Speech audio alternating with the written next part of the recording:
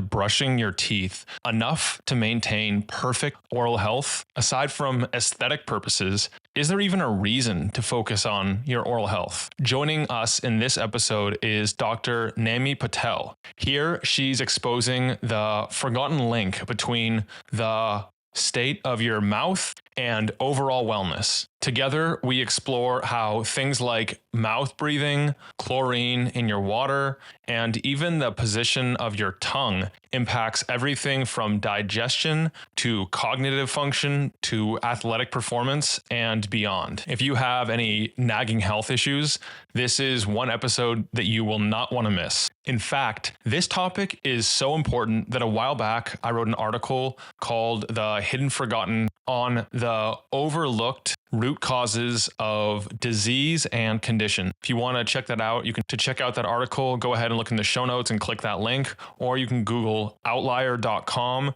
disease root causes. In this one, we also break down how skilled practitioners can use the mouth as a barometer of your overall health. That's right. Some people can actually diagnose your health status solely based on your mouth. We also talk about the impact saliva plays on your overall health and your oral microbiome, not just your saliva and your microbiome, but also the position of your tongue and your breathing patterns, oil pulling, sleep apnea, the role of low-grade infections, the link between ADHD, acid reflux, and oral health, as well as the future of oral health, what you can do to optimize this neglected facet of systemic health. Our guest this week is Dr. Namrata Patel. She's a holistic dentist dedicated to patient health and environmentally conscious dentistry. She founded Green Dentistry in 2005, where they not only use energy-efficient systems, but also safe materials. Dr. Namrata is also the author of Age with Style and is developing a nonprofit to promote greener dentistry in India. This is episode 200 of the podcast, and you can find the show notes for everything we discuss at mindbodypeak.com/200. If you'd like to work with her, you can visit Dr. spelled all the way out, Namrata, Nammy, Patel, Patel.com. One last thing before we get started. What are you up to on Saturday, April 12th and Sunday, April 13th? If you don't have plans yet, I'd love for you to join me at the Health Optimization Summit here in Austin, Texas. It's going to be one of the greatest health and wellness and biohacking and longevity events of the year. There will be 35 world-leading speakers, over 100 cutting-edge brands, and 2,000 people in attendance getting the inside scoop on all of this. To join us, go to healthoptimization with an S, not a Z, .com and use the code NICK to save 10%. Again, that's healthoptimization.com and the code NICK will save you 10%. See you there. All right, on to this week's episode with Dr. Patel. Dr. Namrata, welcome to the podcast. Thank you for having me, Nick. I'm so excited. I am too, because today we're going to be connecting the dots about how your mouth relates to overall health, wellness, and even performance. So before we dive in today, what are the unusual non-negotiables you've done so far today for your health, your performance, and your bioharmony? Oh, I love that. That's a great question. The most important for me is going to be I intermittent fast.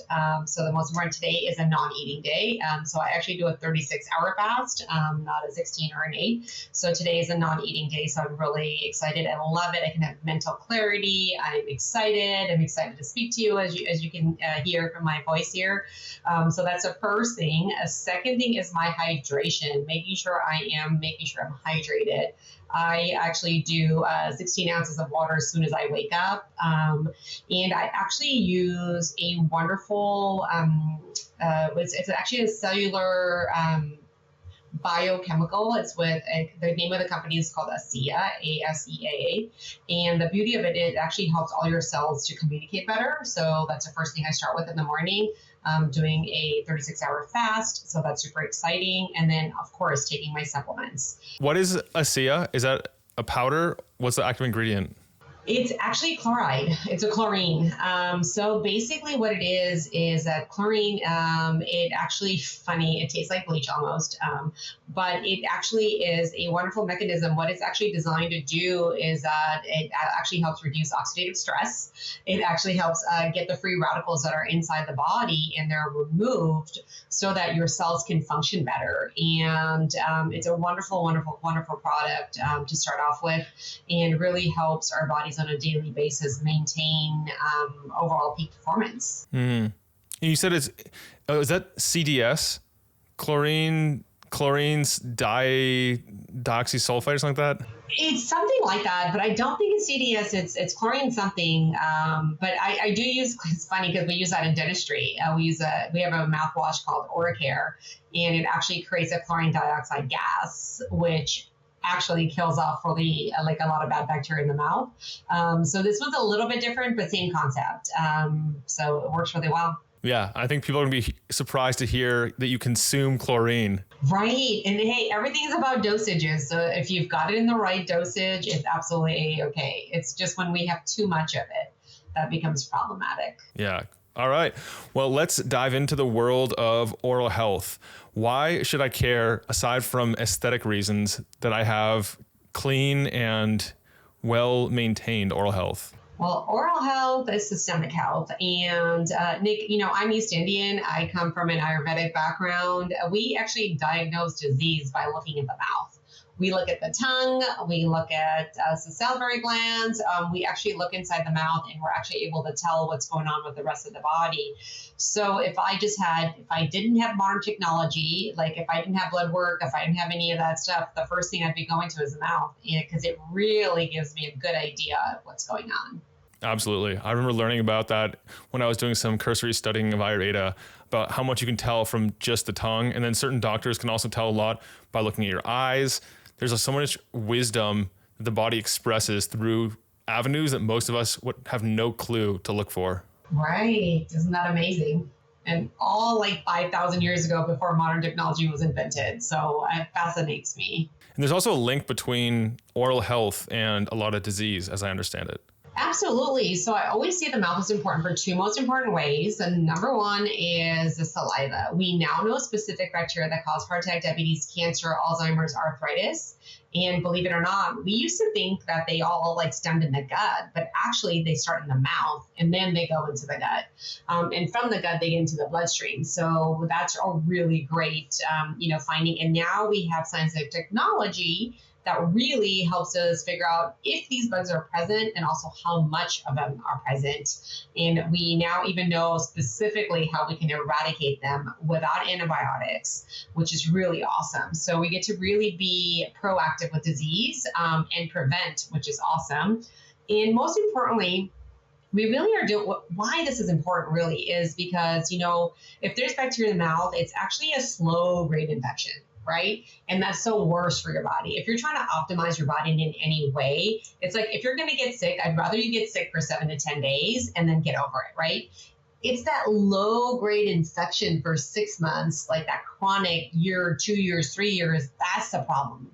That leads to cancer. That leads to, your body being sluggish, all your cellular functions breaking down, and not my favorite, obviously, but it's something that we really need to think about. We really need to start looking at these slow grade infections instead of just looking at big things that make us sick for 7 to 10 days. Our bodies are actually amazing at handling that stuff. It's this low grade stuff that we really want to handle so that our bodies can be in optimal performance, because everything is inflammation. We want to lower the amount of inflammation, and that inflammation comes from saliva and these bacteria. The second most important way the mouth is related to peak performance and really how we can really lower that inflammation is functional breathing, so that air goes through the nose to the back of the throat and down. What we find is that most people are mouth breathers, right? And I almost sound like Harry Potter saying this, mouth breathers. But what we've found is that the functional airway is through the nose to the back of the throat and down. A lot of times, because we're a society that's so interested in looking good, our children are having braces. And what those braces are doing is cramming the tongue, when the tongue gets crammed, it actually disrupts the functional airway, and we get these mouth breathers. And those mouth breathers over 10 to 20 years are going to end up being sleep apnea patients. And once these patients have sleep apnea, they're going to have high blood pressure, then leads to like diabetes, and leads to something else. And all these different diseases, we're finding one of the roots of it is actually sleep apnea, and that actually has to do with your tongue position. What's your go-to tongue position? On the roof of the mouth or the floor of the mouth? Always roof of the mouth, always. And actually one of the biggest things is also even when you're running, the key is, and if you want to maximize VO2, the best way and the quality of the VO2 is because we want it through the nose, because we make nitric oxide. Now, nitric oxide is it's something that your body naturally makes. And why dentistry is so important and that tongue position is so important is because when that tongue is at the roof of the palate, you're going to force your body to nose breathe. And when it nose breathes, it takes that oxygen, converts to nitric oxide. Now that nitric oxide is going to go ahead and tell all of your hormones to work properly. It's going to help fight cancer. It's going to help for mental clarity. It's going to fight that oxidative stress. It's really going to get those free radicals that are inside the body. It's really going to help your body heal on its own, again, to give you that optimum output. So that way things aren't clogged up. Your cellular function, your mitochondria is working properly. You're getting that ATP so that, you can go for longer, right? Our goal is for you to, be able to have 16, 18 hours a day and feel energized. That is possible. That is biohacking. And that's what we want. Yeah. There's so many ways of helping address mouth breathing. And I guess it starts with realizing whether or not you are a mouth breather, because most people think that they only breathe through their nose, yet upon examination, they realize, oh no, actually I breathe a lot through my mouth. One way I figured that out is I used to mouth tape, and I wouldn't actually cover my entire mouth. I would just put a vertical strip so I could still breathe if I had to, but it would mechanically hold my jaw closed, and I realized I slept a lot better. And then I realized that I was mouth breathing during the day. So I started working out, and I'd only exclusively nose breathe. And eventually over time, I could even do my sprints and mostly breathe only through my nose. And one way it's helpful is like if you're working at a laptop, you can do the same thing. You can mouth tape just a little bit. So that way you don't inadvertently mouth breathe, and you eventually learn to nose breathe. But then again, if you have like nasal blockages, it's a very hard transition to make. And that is very, very, very true. And I was actually going to talk more about that too, and how dentistry is related. Your tongue position is actually related to your sinuses being open. So that's actually a really, really, really great thing. And I, really like the suggestion that you have with taping the mouths during the day. I feel like that's a genius idea. And I feel like more people could do it, especially because we are a society that is on our computers a lot, and we can work from home or work in an environment where we don't have to speak all day. So unless you're a dentist, that's kind of hard. So let's talk about that sinus congestion, right? So the other thing that people always think is like, hey, dentistry, how is that even going to help me with the nose? Like, what does any of this have to do with the nose, right? So earlier I mentioned one of the key things that's happened in society is that, moms went back to work, so they weren't breastfeeding their kids. So if they were not breastfeeding their babies, what had happened is the tongue wasn't being worked out. If the tongue wasn't being worked out, the sinus cavity didn't develop properly, neither did the tongue and the functional airway. So that's been very common. Now you grow these kids up a couple years, and then we start wanting to make sure that they look good. So everyone has braces on, and a lot of times also teeth extracted in order to be able to put braces on. And the problem with that is when you have a growing child and you actually jam somebody's mouth shut like this, because our bones are connected to one another with sutures, we call these cranial sutures, and that's actually where our stem cells live. So when we jam this shut, it actually doesn't allow the sinus cavity to grow. And then also the functional airway here isn't able to grow properly. And believe it or not, we actually have really fun appliances that we can utilize in dentistry that we can actually increase your 3D nasal volume without surgery, which is super exciting. And having the most amount of oxygen that is possible, the most amount of nitric oxide. I actually have a couple of pre-Olympian cyclists that come into the practice. And what we, their strengths, their focus really is that peak performance.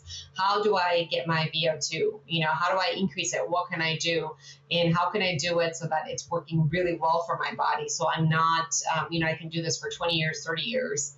And so one of these things that exists is an appliance that's super cool. So it looks like this, and this is the upper arch here. So when we expand this appliance here, what it's going to do is expand the nasal cavity, which is right on top.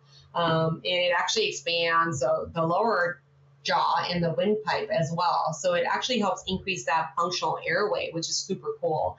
And we're able to, find people's tongue ties. We're able to really help and really focus on increasing that oxygen carrying capacity. That's huge. And also the maximum amount you're able to respire. Yeah. Because, our body, that respiration is so important in so many ways, right? I mean, one of the things we think about, okay, we just need oxygen, but we forget that we need to expire. We also need to remove toxins. And that's one of the most important things of cellular function, right? It's not just the nutrients, it's actually nutrients plus detoxification. And that detoxification is something we really need to look at. And especially like now that, even the air is a risk factor for heart attacks. It's a risk factor for Alzheimer's because there's so many microplastics or pollutants in the air that we really need to start looking at these things. Yeah. And weight loss also happens through the breath as well. So many things happen through the breath. Absolutely. Absolutely. So what are some at-home things we can do to, first of all, work on expanding our airway? I'm not sure if you're familiar with the work of Dr. Weston Price, but he was also a big advocate of getting like whole foods and having hard things that are not necessarily the easiest, soft and squishy to chew to help build that. What are the other things that we can do? Oh, I love Weston Price. And the analogy of Weston Price is earlier we talked about breastfeeding. So I'm just going to digress a little bit and share a little bit about this information because it's so cool. And if any of you have children, please pay attention to this. One of the things that happens is we talked about breastfeeding earlier because the breastfeeding actually signals the entire sinus cavity to grow in the functional airway. The reason why Weston Price talks about hard foods is because the hard foods make our muscles work.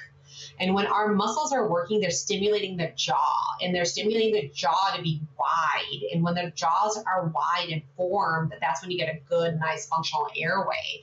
And you also don't get crooked teeth, which is pretty darn awesome as well. So a couple things I recommend, for us to be able to do for our airway. Number one, and they're going to be very simplistic, is when you guys get home, the first thing I want you to do is shower and, pick your nose. I did say that right. Yes, pick your nose, get all those toxins out, get all of that crapola out for me right off the bat. That is number one. The second thing I always say is that put your tongue at the roof of your palate. And I would say do box breathing. I love box breathing. You inhale for 4 seconds, you hold for 4 seconds, you exhale for 4 seconds, you hold for 4 seconds. The reason I want you doing that is because the tongue is at the roof of the palate and that functional airway is activated. Now that functional airway is activated and it's doing a number of things. It's decreasing your cortisol levels. It is when you're sitting there breathing for about 20 minutes is what I usually recommend. If you do that for 20 minutes, it will help you be more efficient. That problem you're trying to solve or something that's stressing you out, I promise you'll find a solution for it. There is something about connecting our breath into the quantum being, the universe, whatever you want to call it.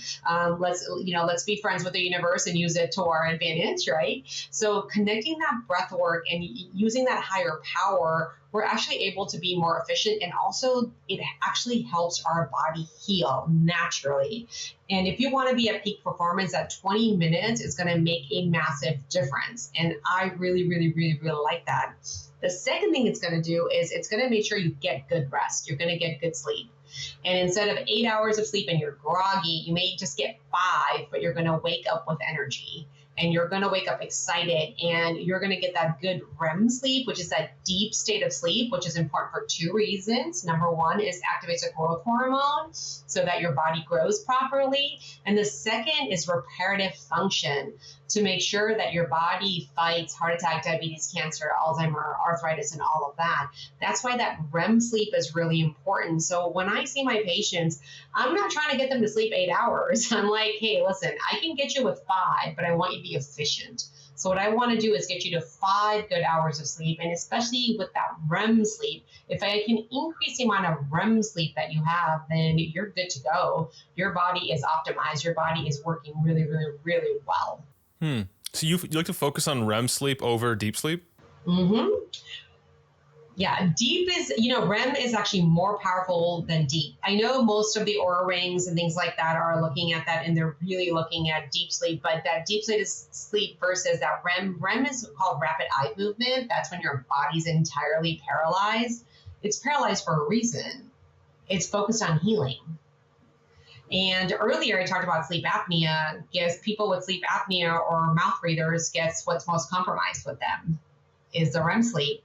And that REM sleep is compromised, which is what actually leads to a lot of diseases. Anxiety is a common factor. If people have anxiety, you need more REM sleep. The other thing, and I'm just digressing here, so feel free to stop me here.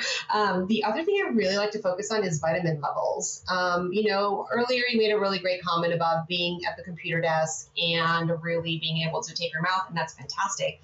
But that also means we're at the computer desk and not outside.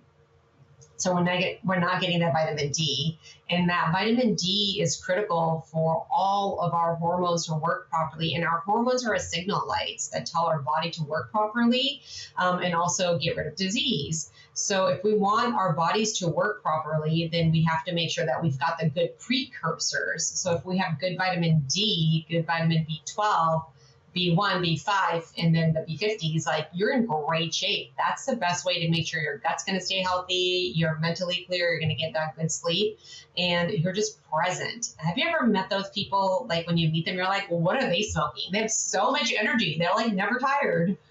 And it's because they've got everything in balance, and they're actually utilizing their body to be super efficient using the natural raw ingredients that we actually really need. Yeah, that's very important. I don't think you can get all your other vitamins aside from vitamin D outside. And also there's genetic variability there. And depending on your location in the world, how far north, south you are, that'll determine things. Also your skin color, so many factors, but in general, there's a ton of reasons to go outside, vitamin D being one of the many. So I'm with you on that. And if you don't mind an occasional weird look, you can still tape your mouth and nose breathe as you go on your afternoon walk. Absolutely. Absolutely. You know what? We've been through COVID. We can put on a mask if you're embarrassed. No worries. Yeah, exactly.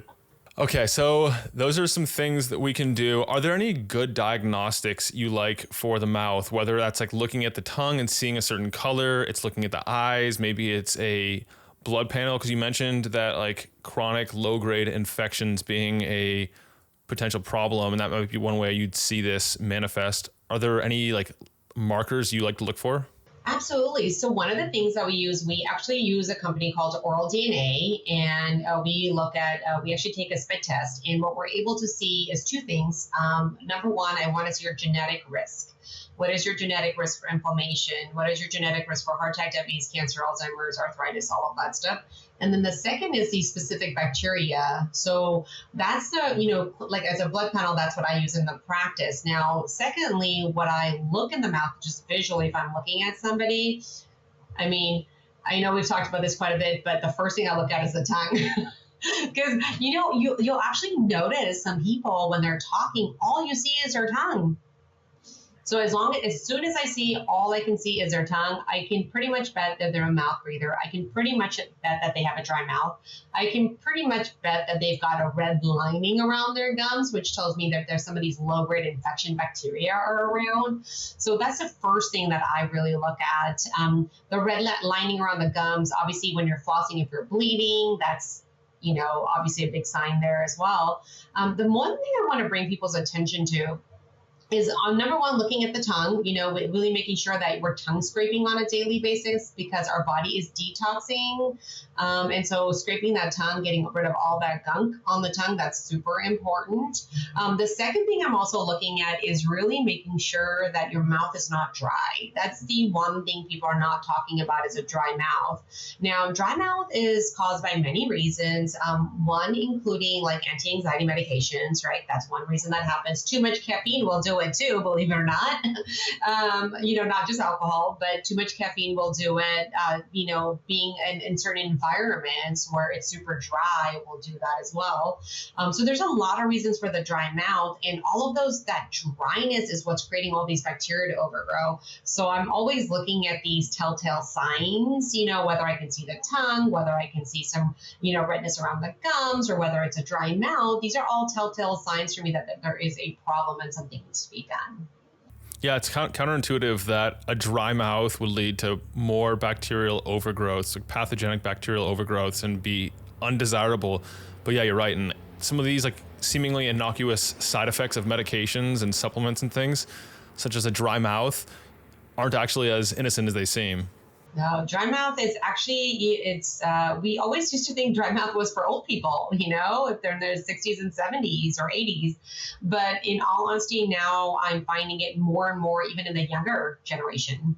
And it's mainly because a lot of them, if you look at Instagram or if you look at Kim Kardashian, how are they smiling with their mouths open, right? So everyone feels like it's sexy to keep their mouths open or breathe through the mouth, and, really creates that dry environment, which causes a lot of problems. So I want to know your take on certain other practices. I already heard that you are a fan of tongue scraping, and I've been doing that for a while. Usually in the mornings. Do you do it? How many times a day do you do it? I do it every time I brush your teeth, tongue scrape. Okay. So multiple times a day. I would say twice a day. Yes, at minimum. Yeah.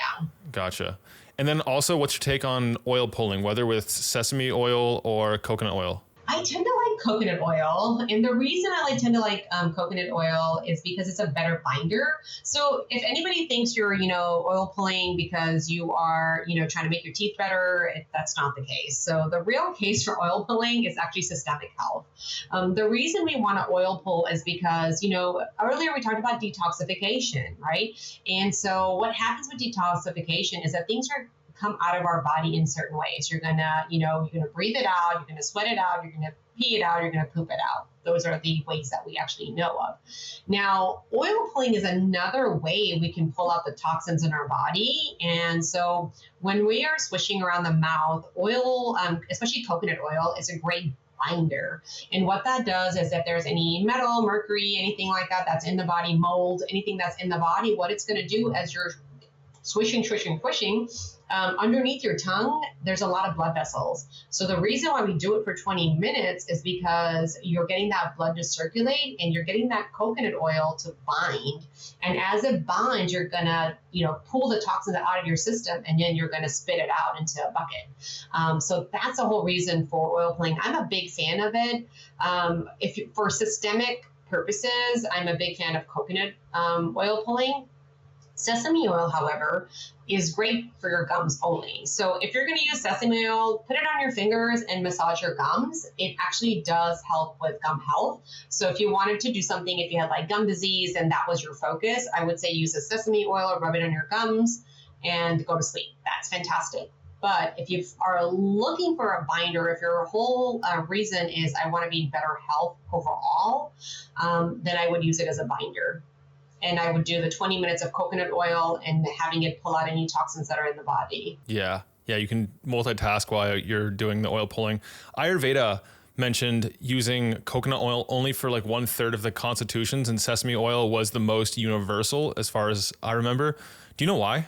You know what? Sesame oil, so in Ayurveda, sesame oil has been used for eons. It's more cost effective. But when I am taught through organizations like Bales Odian Institute on how to prevent heart attacks, or if I'm looking at RECODE, which is for Alzheimer's, what we find is we're looking for stronger binders. And we look at the binders, especially because, Ayurveda has been around for 5,000 years, right? And so things are a little different now. They didn't have to deal with microplastics. They didn't have to deal with a lot of stuff that we did, right? And so that we do now. And so when we're looking at what like how society is today, and especially with mold, right? Mold wasn't like Ayurveda didn't care about mold. It was like never a thing, you know? And now one of the biggest concerns we have is mold toxicity. So when we're looking at pulling out all those toxins, whether it's mold, whether it's metal, whether it's mercury or anything, or microplastics, we're really looking at coconut oil because it's a better binder, because everything has affinity, right? So when we're looking at the affinity of coconut oil, because it is it is fungicidal, it does kill fungus as well. So the reason for using the coconut oil is that it tends to be more universal in getting all the toxins out of the body. On that note, are there any issues with using it very frequently, develop like the bacteria in your mouth, developing resistance against it? And or what are your thoughts on using like a C8 MCT oil, like caprylic acid, because that has like very even stronger antimicrobial activity? You know, the way I like to do is everything in moderation, including moderation. So, you know, I tend to stick to the basics. Don't make it too complicated. Not everything needs to be, you know, like we want to optimize enough, but we don't want to optimize and over optimize and then have a problem somewhere else, right? So that's the thing, is like we got to be strategic about this. My preference is coconut oil. It's proven, data driven. It's work. I mean, I love MCT oil, but I personally, there hasn't been 200 years of research around it or 100 years of research, right? So that's the reason why I tend to like coconut oil. I feel like it's predictable. It works well. Like it works really, really, really great. So why mess with it, you know? And especially because of the multifactorial properties it has. You know, the last thing I want to do with MCT oil is increase my risk for a heart attack, right? Because absorption is greater, right? So just things like that, just really looking at, we just don't have all the information, all the data that exists around that. So call me basic, but I tend to stick with the coconut oil. Okay, so then on that same thread, what about mouthwash? Commercial alcohol, ethanol included mouthwash. Well, I'll have to say this, Nick. All the mouthwash is a bunch of caca. You don't need it. Yeah. So marketing companies are out there telling you to feel fresh and all this other stuff. Honestly, you could do that with flossing, brushing your teeth, and tongue scraping. You're actually going to feel better with a tongue scraper, getting all that stuff off, than you are going to be with a mouthwash. So my preference is no mouthwash. In honesty, definitely no alcohol. If you were going to use a mouthwash, you know, the people I recommend mouthwashes on are patients who have dry mouth, right? Those, because it has a little bit of substitute saliva in it. So I would say for those patients, or sometimes I recommend mouthwashes for patients who are immunocompromised. They either have some sort of autoimmune condition, or they have like cancer or something along those lines. In those areas, or when there's certain patients who have those things, I actually recommend the Oricare, which I mentioned earlier, which creates that chloride ion, and it actually creates that gas. And the reason I like that mouthwash is because it gets in underneath all the restorations. So if you had like a bunch of crowns, or if somebody, you know, had 28 crowns or something like that, that's what we would want in order to maintain, you know, the dental work that's been done, and also clean in surface areas we can't access. Yeah.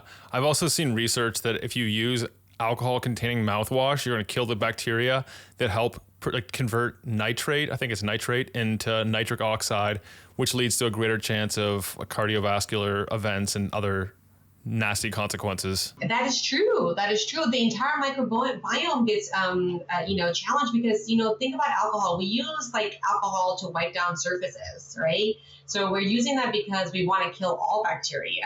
With the mouth, we want to be selective. We just want to kill the bad ones, let the good ones live, because the good ones are actually good for us. We want to optimize those. We want more of those suckers, you know? Yes. So I would actually say ditch the mouthwash and pick up a oral probiotic or an oral lozenge. That would be my preference. Is like the, you know, the old days were about mouthwash. I feel like the new is my favorite one that I really love is a lozenge called from BioGaia. It's called Pro Dentist, and I love it because it has minty flavor on it. So it's really, really, really nice. So that's really great. And it's got probiotics in it? Yeah. And it's got cool. good probiotics in it too. Yeah. And do those colonize or last, or are they just very transient?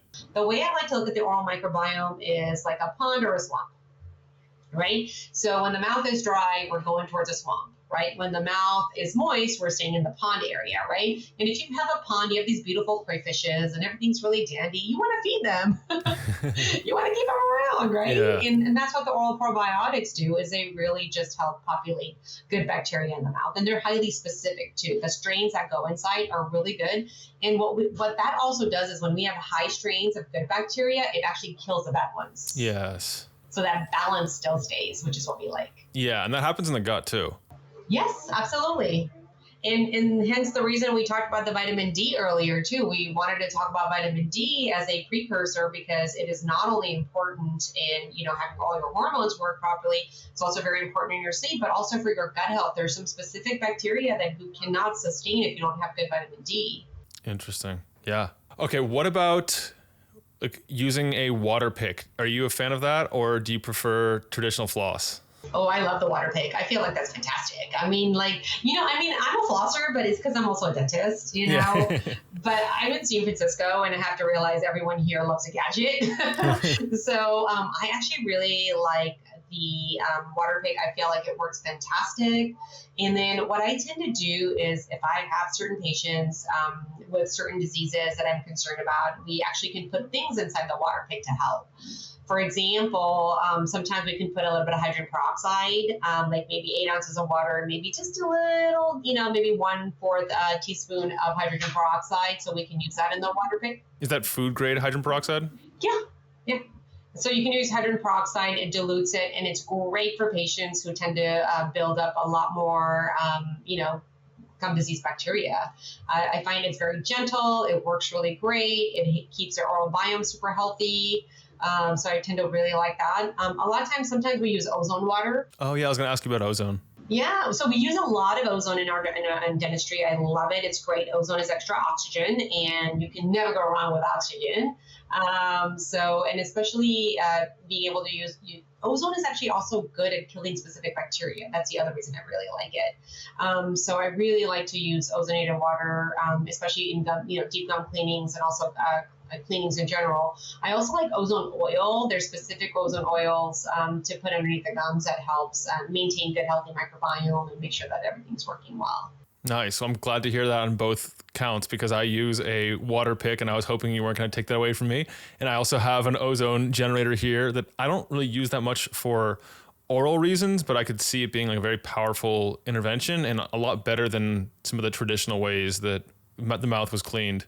Absolutely. It's amazing. If you have an ozone generator at home, honestly, I would drink the ozone water. Yeah. Like, especially first thing in the morning when you wake up, that ozone is just, that oxidative stress, it's going to help you get rid of that, bind all those free radicals. It's just so amazing. Just make sure you don't take any multivitamins or any sort of medication 4 hours before and 4 hours after, but it's amazing. So I would highly recommend even ozonated water. Yeah. My reason I don't do that is because I have a molecular hydrogen machine, the AquaCure. And so I have hydrogen water in the morning, and having an oxidative and a reductive therapy is like they cancel each other and probably going to make both of them much less effective. Yep. Well, that's great. Cool. What are the other things that you think are important to discuss? The tools or the mistakes people make when it comes to oral care? The number one thing I would say that people mistake for the oral care is they don't think they should go in often. They don't see it hurt, or you can't see a biofilm.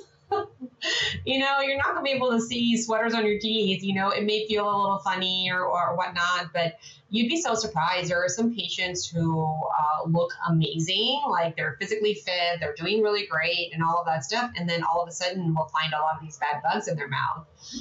It's because a lot of them, maybe they're athletes or some of them are just have sleep apnea or something along those lines. And you just never know. And then the second is the sleep piece too, is that people always forget that, as we get older, we get wrinkles, and so does our tongue because it's a muscle. It's going to get wrinkles too. So by 40, we start developing signs of upper airway resistance, and then which leads to sleep apnea. So getting to those things earlier is super critical, and to make that connection with the mouth, because medical doctors aren't looking at this stuff, and neither are a lot of dentists, frankly. So we really want to pay attention and really look at what is going on and be more in tune, because I feel like all the listeners out there are probably really in tune because that's where they're listening to this podcast or more aware. And just paying attention to these simple signs is really, really important and a big clue to overall health. Let's go more into exploring the reason that this is such an important area to focus and how it really impacts systemic health.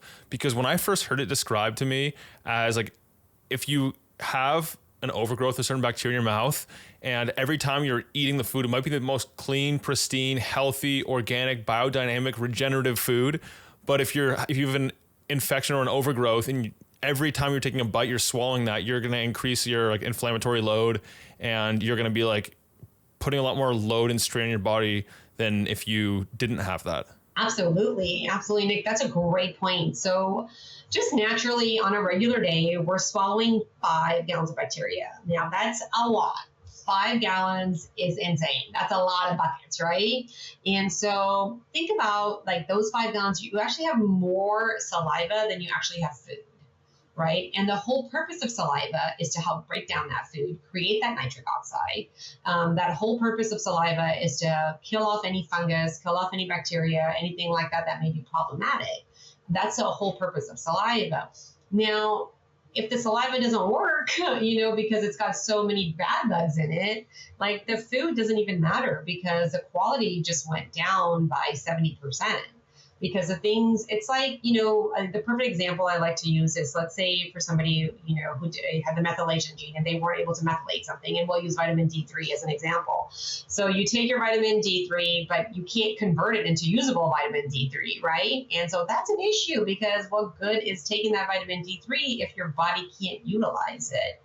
And the thing with food is that food is not actually the final product, right? We're breaking that food down into glucose. And that glucose is what our body actually uses to make ATP. So really making sure that our saliva is healthy, making sure it doesn't have the bad bugs, it's going to optimize all the food that you eat, and it's going to work much better. So, and the quality of food you're going to get is going to be much better, especially, leafy greens. Leafy greens are your main source of nitric oxide, which is amazing, and just really being able to make sure it gets digested.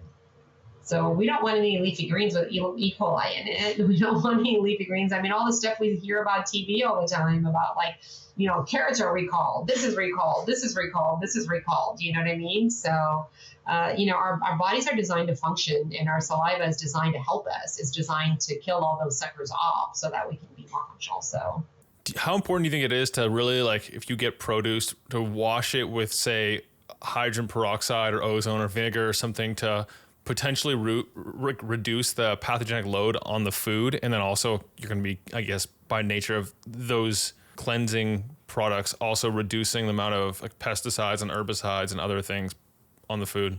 It's really, really, really important because we now know that a lot of the diseases from pesticides and herbicides and things like that. But, I have to say what I tend to do for myself is because, remember, I don't like a pharmaceutical or a nutraceutical. I really want like everything to be working on its own. So what I tend to do, like my cilantro or like my veggies and stuff, I tend to soak it. I just leave it in water for about 20 minutes because we know that there's osmosis occurring.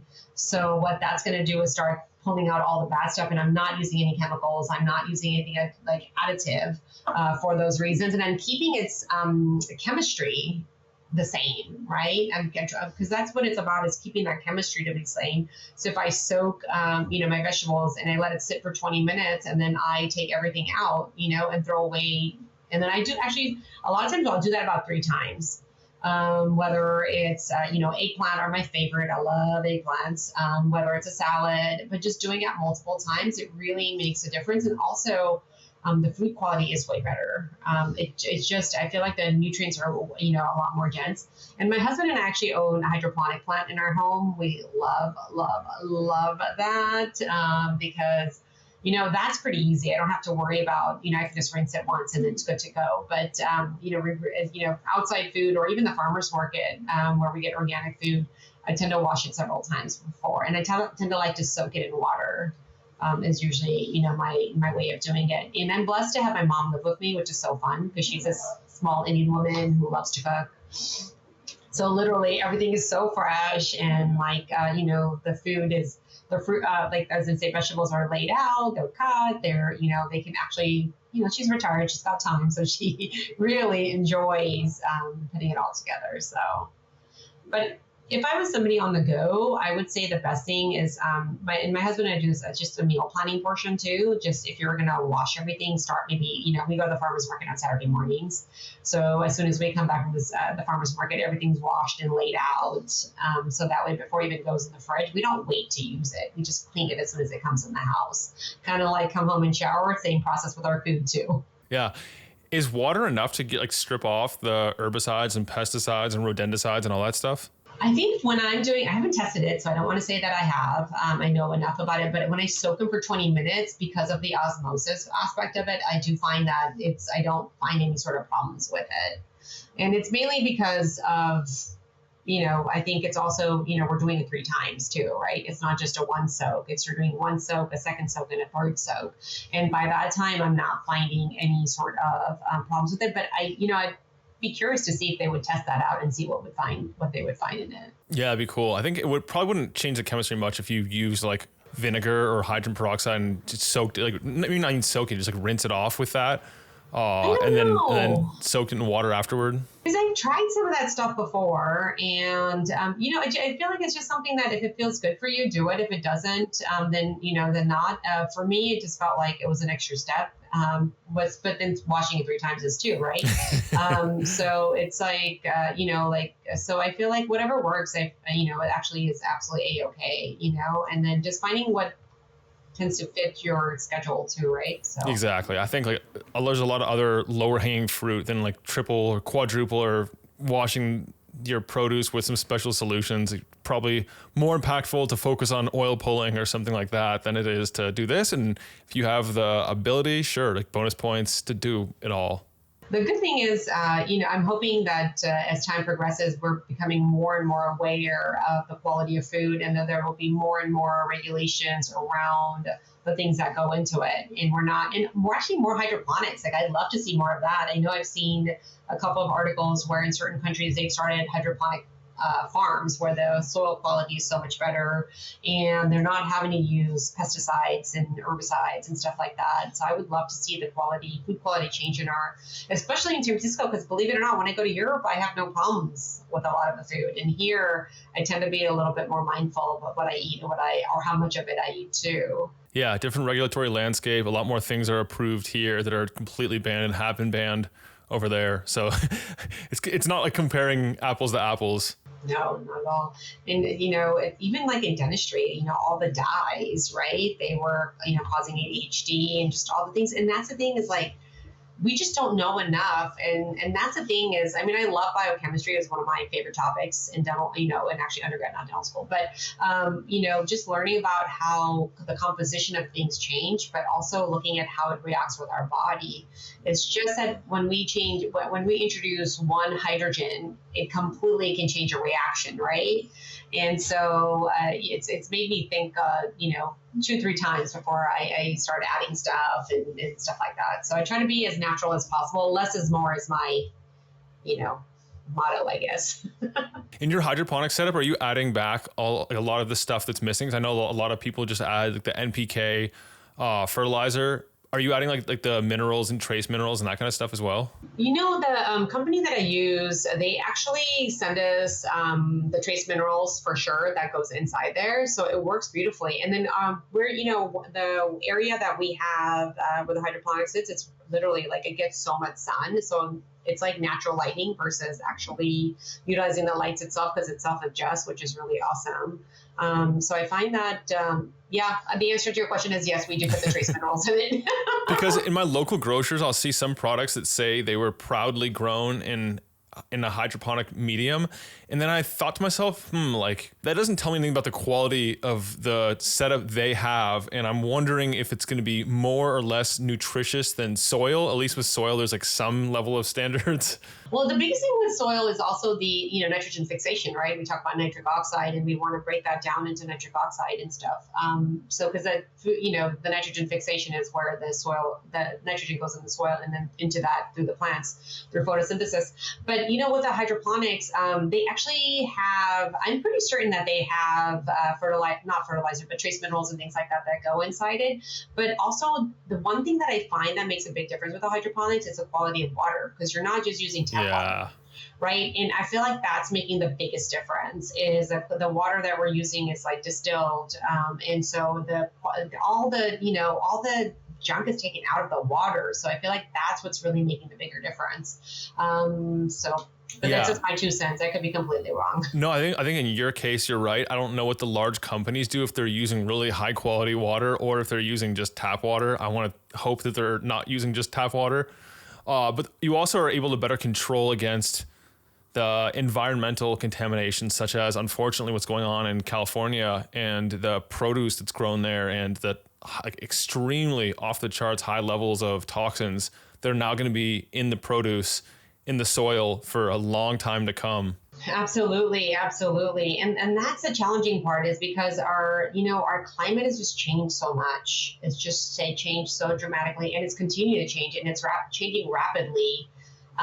Where we just don't have all the information that we need in order to, are we living, we're doing the best we can. It's just that there's so many variables that, we just don't know. And then, like the soil, all the wildfires in Southern California, that's not just going to impact, it's a 10-year cycle, it's like the next generation's going to feel it. Well, Dr. Nami, we can talk about this for a very long time. I want to get back to dentistry, because I'm sure my audience is going to have a lot of questions about what we've covered so far. And are there any other important links to know? Of course, there's ties to systemic full body health. Are there any conditions that are very strongly linked to the mouth or oral health in general? Absolutely. The biggest 2 ones that we want to, actually 3, I would say. I guess 5 they were, right? I was like, wait a minute. Number 1, heart attack prevention, super important. Sleep apnea is a number 1 precursor for heart attacks, as well as a specific bacteria. And there is bacteria by AA, Actinomyces, that is actually causative for heart attacks. So definitely number 1 for that. Second is Alzheimer's. PG, Prevotella gingivalis, is a specific bacteria that is causative for Alzheimer's. And I can say and vouch for this one, because I actually dissected, brains of people with gum disease, and we would find this PG. It's a snake-like bacteria. When we put it under a histological slide, we would find them, which is insane, right? So what you're saying is there's this bacteria in the mouth when you have these infections, and then it gets into the bloodstream, goes systemic, it goes to the heart, or it goes to the brain. So it's a bacteria that started in your mouth works its way into other organ systems. Yep, exactly. So, let me use this example, Nick. So, one of the reasons we got COVID, right, was because it got passed through our defenses. So PG is so small that it passes the blood-brain barrier. And that's how it enters a brain. Yeah, and it also, believe it or not, enters joints, because joints are pretty tight spaces, right? Our bodies are designed to protect it, but over time it keeps breaking that lining and gets into the joints and goes through our filtration system, basically, and that's how we find arthritis a lot too. So yeah, these specific guys are, if we look at the pathophysiology and the way that they work, we can really see how these snake-like bugs can get into our brains and into other parts of our bodies and stuff. So that would be the biggest ones I would have to start with. I feel like I made everyone sad by talking about this thing. I'm so sorry. But so important to know the mouth is really important to the rest of the body, and especially because, we are no longer dying at 60. We're living, 80 is a new 60, right? And I feel like you and I are probably similar in ages. We're going to go to 120, right? And if we're going to live to 120, our goal is to go out and say, universe, this was a great ride. Peace out. We don't want disease. I don't want a stroke. I don't want a cancer. I don't want a heart attack. I don't want any of that stuff. I want to live life on my own terms and have that confidence in health. And I want to do what I'm meant, what I'm here on this world to do, which is my purpose, is to help people live a longer, ritual life through keeping their teeth, right? And understanding the oral systemic connection, because that's what excites me. And the quality of life is what we're really looking for. And that's where we're constantly wanting to optimize, not just from bacteria in the mouth, but also, hey, breathing impacts our anxiety levels, our sleeping, impacts our anxiety levels. So just really making sure that we're looking at this from all the aspects. The mouth is so important. We kiss other people, We show affection. We use words of affirmation. We smile and take those selfies. It's our self-esteem, right? So there's so many other components that come along with our mouth and teeth that we really, really should give it the attention it deserves. I also wonder if so many of the quote random heart attacks people have in cardiovascular events, despite their LDL and cholesterol levels being totally normal, I wonder if there's a connection between oral health that is much more prevalent than like the researchers realize. And then it makes me wonder about other facets of health outside just the mouth. But like, how many of these connections are there that we'll eventually figure out we're there the whole time, and they actually explain what has otherwise gone as a random occurrence? The most important is that tongue, the big fat tongue, as we talk about, that's snoring and sleep apnea. That is the number one correlation that there is. And, medical doctors don't screen for it. It's not even on their radar. Like somebody will gain 20 pounds, they'll give them a thyroid medication, but won't look at like, hey, did you happen to have sleep apnea? And believe it or not, people who have sleep apnea also have low thyroid too, because it's a stress on their system, their entire system. That's especially heart attack, strokes, all of those things. And it's not even just about, high LDL or lipoprotein A. A lot of it has to sleep, sleep apnea is a major precursor, as well as upper airway resistance. Do people generally know if they have this? I think I've heard somewhere that most sleep apnea goes undiagnosed. It is, and people don't know about it unless they're screening. Like I'm screening for it all the time, and people are always in denial, by the way. I don't have it. My sleep is great. So okay, let's just test it. I mean, we'll just put a ring on you and it'll test it, tell us your oxygen saturation levels. And, thank God there's been, like the Oura Ring is great and everything like that. It's creating a lot of awareness, but it's actually deeper than that. That's just the tip. That's just the surface of, to understand it. But people are just thinking, oh, I'll sleep when I'm dead. And, I'm like, let's not get you there, again, the goal is to, even if I can get good 5 hours of sleep, that REM sleep, so that your body can heal itself, that's going to be far more effective than, 8 to 10 hours of apneic sleep or, restless sleep or anything like that. So, well, that's a good way to tie it together. Yeah. And people just forget that tongue is so important. It's part of your airway. It's not just dentistry. It's like, that's your entire overall health, because you can't live without breathing. You can go without food. You can go without water. Try living without air. You got 8 minutes. Okay. So I'm guessing that having clean quality air is pretty important to you as like a baseline, because if you don't have a filter, then you are the filter.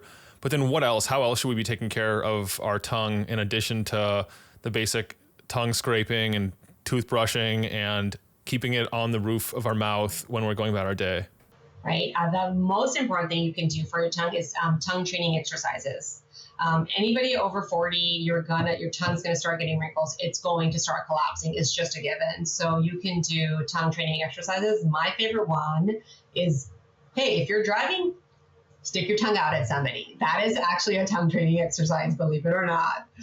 So I find that super funny. The other one that's really great is like clacking your tongue.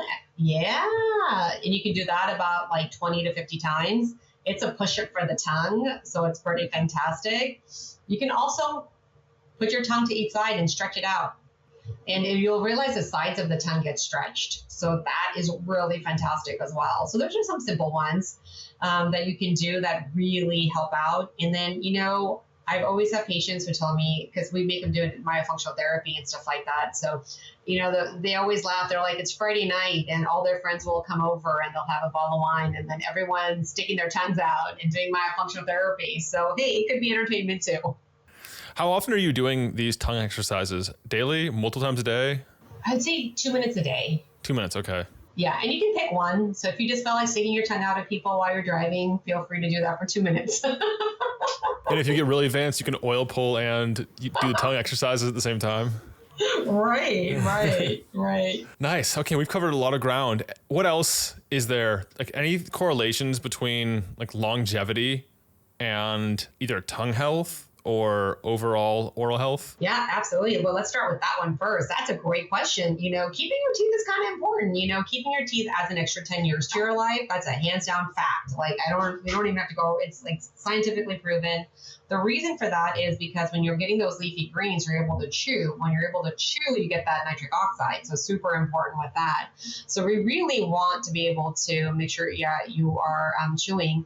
The second thing is also making sure you don't have metal or mercury fillings in your mouth, or root canals that are bad, because that's that low-grade infection. When there's mercury fillings in the mouth, it will make fungus overgrow in the body, and it'll actually increase it. And the fungus is the hardest one to get rid of. So really being mindful of not having that fungus overgrowth and that metal toxicity that's inside the mouth. Now, the other one is, we talked about the metal, root canals. Now, root canals, if you do them in the recent years, they're far better than when they were done 20 years ago. Now, because we have laser technology, if the root canal is done with a laser, we actually can kill off these bad bugs that cause low-grade infections. So it's fine. But if you've had a root canal done over 10 years ago, get it checked out, because one of the biggest things I find in patients who have autoimmune conditions or who have cancer, honestly, they have a low-grade infection with root canals. And so once we, get rid of that low-grade infection, their, chances they improve dramatically, because again, their body's reserves are better. They're not busy fighting this little low-grade infection. It's actually able to attack that cancer cell, so it's about the resources that your body has to utilize. Yeah, it's such a good point too, because there's a lot of instances where, the body can really handle this just fine, but it only has so many resources. It's handling this fine, but then that means the resources that were going elsewhere are no longer going there. Exactly. And like diabetes is another example, right? Like people just think, insulin resistance, insulin resistance actually happens for several reasons. It could be if you have a low-grade infection for a long period of time. Your body's reserves are just being utilized that whole time, right? Or you could have specific bacteria that specifically attack the pancreatic cells. So, really looking at things a little bit more deeper is the right word, right? Yeah, and you'd probably see low-grade infection on blood work, like white blood cell elevations, right?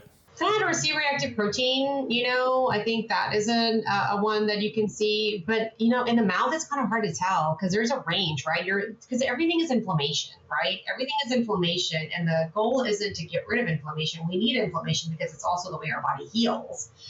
We just want to we just want our body to know what's bad and what's good inflammation. You work out too much and your body's, inducing inflammation to build muscle tissue, great, but, you eat a lot of junk food or whatever it is and your body has to process that, that's bad. Yeah. The context always matters and it's often overlooked, sadly. Yeah. Context. It's all about context. Yeah. And speaking of, I don't know what your thoughts are on this, but I've read that if you're going to have amalgam, aka mercury fillings removed, you always want to go through a biological dentist or someone who specializes in actually removing them, because otherwise you can get kidney damage from the mercury exposure. Yes, that's absolutely correct, Nick, because what happens is when there is mercury or that's being removed, it's actually most toxic when it's being removed. So it's a biological dentist or it's by the IOMT. The way that you remove the mercury is you don't just drill it out. You actually isolate the tooth. There's extra suction. And you're also using a binder. We talked about coconut oil as a binder right earlier for, we want to use a binder so that any stored mercury that gets released from the cells is also bound. You can use EDTA, you can use chelation, you can use charcoal, so really making sure that that mercury is removed properly. It's not just run of the mill and you swallow everything. That's actually going to really get you sick. So it's really important that mercury is removed safely. And then also not just a dental process, but afterwards, you're making sure you're detoxing and making sure it's being, you're actually binding the mercury and getting it out. Yeah, great. Very important information. Dr. Nami, if people want to connect with you, to follow your work, how do they find you? Thank you, Nick. That's so wonderful. So if you are interested in connecting with me, you can book a telehealth call through drnamipatel.com, or you can go to our dental website. I do practice full time because I just love it. It's so fun. Teeth are so exciting and fun. It's SF as in San Francisco, Green, GREEN, dentist.com. Please go to our website, check it out, give us a call back. We're happy to help. Also, I have my courses that I've designed for patients, especially if you want to understand the oral systemic connection, because one would never think acid reflux has anything to do with your mouth. But really learning how acid reflux has a lot to do with your mouth is a really great way to, prevent disease and dysfunction, and really making sure that we're not stuck on a pill, or ADHD or what have you. There's so many relations between the mouth and the rest of the body, and it really goes in about how things are related, especially the oral systemic connection. Interesting. Are there any other connections that are often overlooked that you think are worth really briefly mentioning? You don't need to go into any detail, but yeah, ADHD is a really big one. Acid reflux is a really big one. We talked about anxiety already, but ADHD, believe it or not, has to do with also the tongue position, and also most of those patients are D vitamin deficient. So you combine D deficiency with B1, B5 deficiencies, and then they have a big, large tongue that makes them restless, right? Because they're not getting that good sleep. You're depleting all your acetylcholine. So that's ADHD. And believe it or not, I have so many patients that we've taken them off of Vyvanse or any sort of ADHD meds because we've been able to work with their functional structural issues, tongue position, as well as, vitamins and things like that. And then people who have a CPAP, right? Acid reflux is very common. We used to think that it's just because of spicy foods or like, hey, I had too much caffeine. Yes, those are some causes, but majority of the reasons why patients are getting, acid reflux is actually the tongue falls back and creates a lot of pressure. So your lower esophageal sphincter actually opens up, and you get, acid that comes into the mouth because it's basically the tongue falling too far back. Nice. I have some new connections to look into. Yeah. If there was a burning of the books and all knowledge on earth is lost, but you get to save the works of 3 teachers, who would you choose and why? Wow, that's actually a really, really, really interesting question. Choose a work of 3 teachers. Well, of course, I love Weston Price. I feel like that in my world, it's like amazing. The other 2 I would say is Bale Doneen. They're great as a dentist and a cardiologist who really work together on preventing heart attacks. So I feel like they're great authors. And then Dr. Bredesen for preventing Alzheimer's. And I really like him because he's talking about the Keto Flex diet. That's really great. The Keto Flex diet, because people talk about keto all the time, but actually for optimum performance, Keto Flex is really great because it actually lowers inflammation. And he does, the recommendation is 12 hours of intermittent fasting, 3 hours before bed. But the Keto Flex, it really makes a massive difference because our bodies are amazing machines, and we can really, really, really biohack it really well. Beautiful. Any final parting advice or things you want to leave listeners with today? I would just say, how can I be of service? If you've got a question, I've got an answer. So, let me, be of service to you. If there's anything I can help with, same to you, Nick. I'm delighted to connect with you today and really love the work you've done. I really enjoyed listening to your podcasts and really seeing, what I really liked about, when I was going through your podcast and stuff is it wasn't just basic stuff. You really dive in, and I really appreciate that as you put your teeth into it. How about that? And my tongue into it as well. Exactly. Dr. Nami, this has been a blast. We covered a lot of ground today. I'm sure I'm going to go back and listen to this and have some new takeaways and things that I'm going to try and implement, including the tongue exercise party on Friday nights. But thank you so much for joining me on the podcast today. My pleasure. I hope that this has been helpful for you. If you enjoyed it, subscribe and hit the thumbs up. I love knowing who's in the 1% committed to reaching their full potential. Comment 1% below so that I know who you are. For all the resources and links, meet me on my website at mindbodypeak.com. I appreciate you and look forward to connecting with you. As a reminder, the information depicted in this video is for information purposes only. Please consult your primary healthcare professional before making any lifestyle changes.